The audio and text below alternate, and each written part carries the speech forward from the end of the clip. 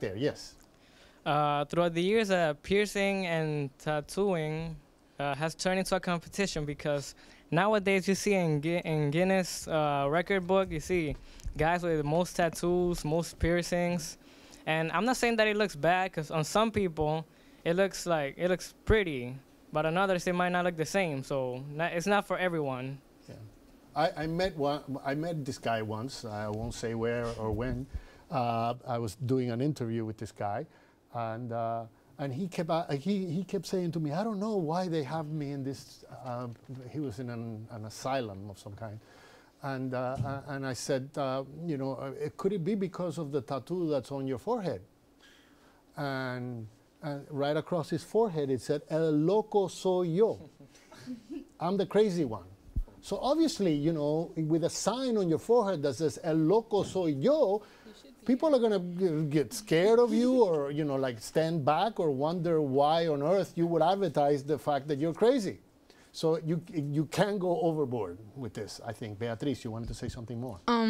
Something also that popped into my head is sometimes when someone says piercings or tattoos, my dad used to tell me when I used to hear those words in my head, what would pop up would be culture or a style or something that you do in a family, you inherit it. And nowadays, when people think tattoos or piercings, they just think something cool that they see or, that they just get. But they don't remember that there's places where people actually honor a tattoo, or like when they get a tattoo or a piercing, it means something like from their family or from their ancestors, and it's not like that anymore. So. Anything else anybody want to say? Okay, go ahead. Actually, most of the people I know, they do this because of the style. More people are doing it. More people like designs. But actually, I wouldn't do one on me. Seriously, I think it's boring. Seeing the same design, the same stuff over and over again every day. So it's almost like people are competing, trying to keep up. Oh, my friend has a 3, now I got to get 4. Is that what's happening? Yeah, and some people overdo it. Okay. And make it worse. All right, so Emmanuel back there wanted to talk about one subject that I think we should deal with, and that is violence in high school, fights. People are, maybe one group fighting another group, one ethnic group maybe up against the other ethnic group, this kind of competitiveness that goes on, I imagine, mostly among boys, but we see it on the internet too with girls, like girl fights all over the place now, on YouTube and so forth. What did you want to tell us about the fights going on in the schools? I think the fights in school are bringing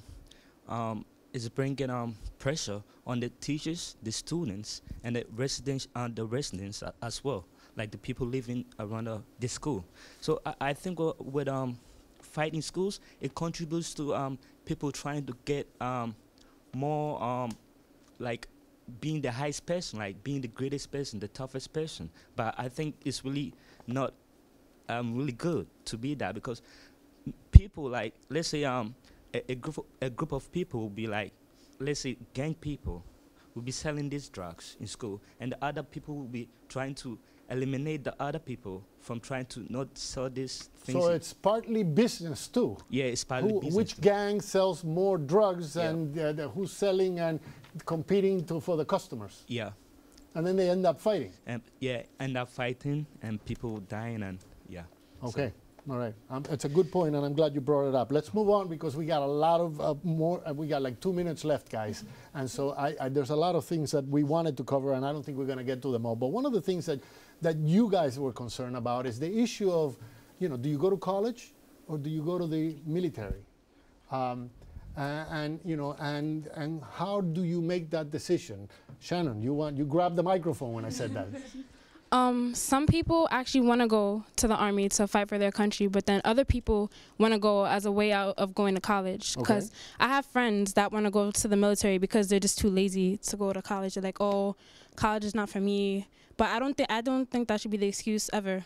If you don't go to the military as a way out of going to college, go if you really want to go to fight for your country, but not as a way out, because you're not going to have a college degree. And then what happens when you have to get out the military? What are you going to do then? When your service Well, some people are, do get help when they get through the military. The government does help them with the college tuition.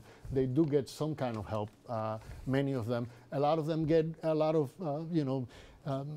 training while they're in the military, so that that training, maybe they don't want to go to college, but they're trained, you know, they have a career of sorts when they come out. Because if you know, you've been a mechanic in the military, you can come back out and be a good mechanic. So, you know, and there's a lot of things like that that they do train you for. So that's the other side of the coin. But Jonathan back there wanted to say something, right? Jonathan. Oh, no, I'm sorry. Go ahead. What is your name? Alex. Alex, I'm confusing you. I'm sorry. Well, I believe it's, like Shannon said, it's a bad way to exclude college from your career or from your life options. Because in the military, they could either send you to war and you could die before the 4 years that you could have been in college, making yourself a person, you know, an important person. Okay, so it takes away then. All right. Everybody's not, some of you are not in your heads. And let me tell you something. We're done. This is part of the training that we've been doing here this week or this month. They're going to be with us until the end of July here. And basically this workshop is basically to give them an idea of what journalists do on television, on the internet, in the newspapers, on the radio. And we're giving these students a little taste of all of these things. And we also wanted to deal with the issues that they are confronting out here in the Bronx every day. So it's been a good experience, I hope, for all of you. I'm sure when we're off the air, you'll tell me you want to go on for another hour, right? Thank you for doing this with me. It's been a pleasure.